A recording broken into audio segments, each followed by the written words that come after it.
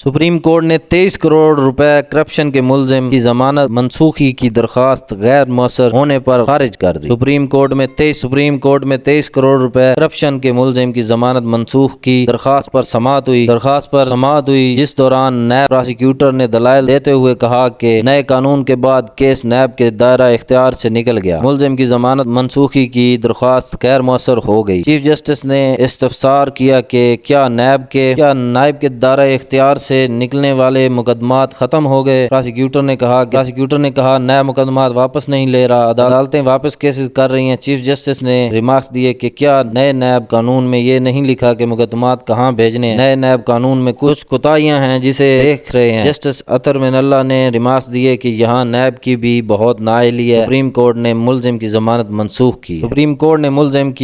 منسوخی کی درخواست غیر مؤثر ہونے پر خارج کر دی گئی۔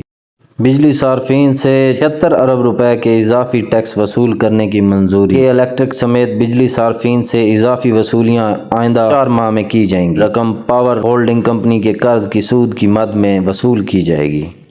MQM پاکستان کا تنظیمی طاقت کے ساتھ ضمنی انتخابی میدان میں اترنے کا فیصلہ۔ MQM پاکستان کی جانب سے تنظیمی طاقت کے ساتھ ضمنی انتخابی میدان میں اترنے کا فیصلہ کیا گیا ہے، جس کے لیے NA کمیٹی تشکیل دے دی گئی ہے۔ اس فیصلے کے پیش نظر MQM پاکستان نے کراچی میں 9 NA کمیٹیاں بنا دی ہیں۔ کمیٹیوں کے دفاتر آج سے کھل جائیں گے اور انتخابی مہم کا بھی آج سے آغاز کر دیا جائے گا۔